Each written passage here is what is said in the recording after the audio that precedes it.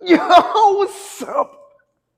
Oh, today's a good one. Today, I'm talking about the 3 reasons to leave your girlfriend or your wife. All right. If you're new to my channel, welcome. My name is Kane. I'm the Silver Bachelor. This channel is 100% dedicated to dating advice for older guys. If you're new, hit that subscribe button and hit the notification button because I'm dropping a video every day. All right. 3 reasons to leave your girlfriend or your wife. I was inspired to do this video based on my personal experience. And I was married before, got a divorce. Now I've been single 2 years, and I've been on hundreds of dates. And when I say leaving, this also means deciding to just bounce from situations that are just not good. And so I decided to create this YouTube channel because of the experience that I had in my marriage. And I was married for 20 years.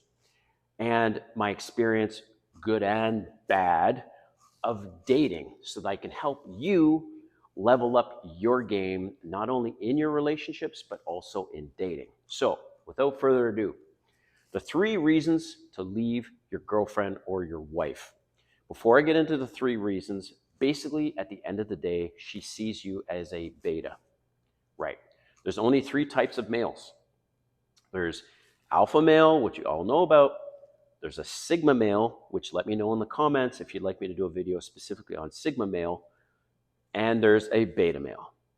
The sigma male and alpha male are very similar. There's differences, but basically, you can say, okay, there's only alpha male and beta male. Fine. But at the end of the day, as soon as she sees you as a beta male, you cannot recover from that. You can't redeem yourself. She sees you as that, and it's over.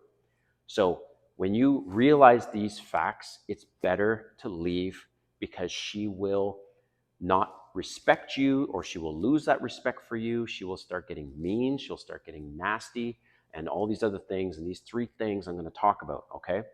So no particular order. It's just how I decided to organize my thoughts is number 1, that she wants to lead in the relationship. And I'll give you a perfect example. This example affected me personally. So she wants to lead. Well, ultimately, the reason why I divorced my ex-wife, I was the one who decided to divorce, is because she wanted to leave. And how she wanted to leave, she wanted to lead, right? She wanted to lead, and how she wanted to lead was she did not want to travel and move for my work. I live in Atlanta, Georgia right now, and I'm originally from Canada, Ottawa, Canada. My employer at the time was an HVAC company, and I was running the marketing for them. And my boss situation changed, and I seriously felt that my job was on the line because the guy who is now my boss didn't particularly like me, never did. So I was then telling my then wife, look, for me to stay in this industry, and I loved it, it pays awesome, we have to move to Toronto or Vancouver or the United States. She didn't want to move to Toronto. She didn't want to move to Vancouver. Then eventually I got the job that I have now, because I do work full time and I do YouTube on the side, and in HVAC. And that job I have now said, look, if we hire you, we want you ultimately to be in Atlanta. So this is where I am now. This job cost me in ways that a lot of people don't realize. Like, in a sense, it cost me my marriage, but that was my choice because my then ex-wife wanted to lead, wanted to dictate the terms of where we're going to live.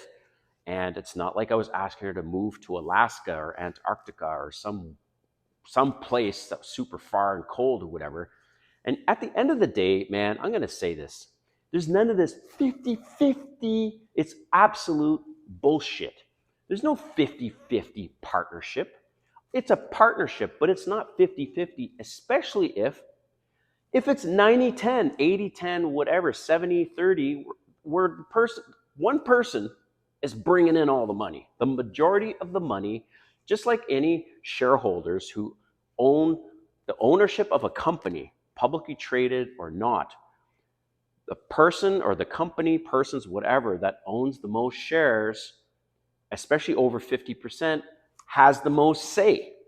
So you guys that are in this situation like that, where you're bringing in most of the money, it's none of this 50-50 bullshit.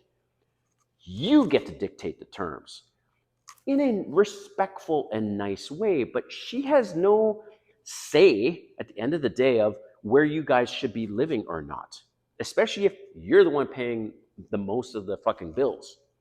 That was my situation. I fell into that trap, and I allowed her to make the leadership decisions like where we're living, should we renovate the house and all that stuff. And it should have been, nah, no, no, no. This is not what I want to do. Now, she didn't, there are women out there that will respect the man's leadership in that situation, whereas she was very feisty. I still loved her, but I enabled this. So that's number one. When you can't lead, because that's what she wants you to do, and if you're not leading, even if it pisses her off, she's going to see you as a beta male, and it's time to bounce. Okay? Number two, she stops kissing you. This is going to get to the number three, and I think you know what number three is. But number two is she stops kissing you. When I don't mean like a peck on the cheek. Oh, good night, good morning. I'm talking passionately kissing. You guys have no idea the amount of women that I've gone on a few dates that didn't want to kiss me. Well, I bounce. I'm like, I'm out. And I tell them straight up. They're like, oh, do you want to get together with me again? And it's like for date number three. And I would say, nah, I'm not feeling it anymore. And they're like, why? And I would say, because I went in to kiss you and you just turned the cheek, or you don't seem to have an interest to kiss me. And here's the reality, and I've asked many, many women this, that if a woman is that attracted to you, and I'm going to use Rich Cooper from Entrepreneur in Cars, he says this in his Unplugged Alpha, his book, I believe that's the title of his book, where he talks about burning desire. Burning desire, when a woman is like a burning desire for you, within a few dates, she's actually has to hold herself back on date number one from actually wanting to be affectionate and kissing you. By date number two, she's ready to just explode, right? Because she wants to be giving you attention. She wants to kiss you by date number two, especially by date number three. Sometimes I will make an exception because maybe date number one was a mixer and I met her there. She says, oh, do you want to join me and a bunch of friends? And it just wasn't the right situation for that, like one-on-one dates. But by three dates for sure, if she's rejecting my kiss on the, like I go in for a good night kiss, it's appropriate, and she doesn't want to kiss me on the lips, or she just, in general, I could tell, because there's always a, hey, have a good night, and you go to give a hug, right? So in a relationship and in a marriage, it's even worse. What if you were kissing before? Right? And then now all you're getting is a peck on the lips. She's checked out, man. I am sorry. When the kissing changes, it's over and it's time to bounce because it's not going to change. It's just going to get worse. And number three, this is a segue into sex. Now she doesn't want to do that, and that's the reality. So hope you enjoyed this video, and let me know in the comments what you think, and we'll see you next time.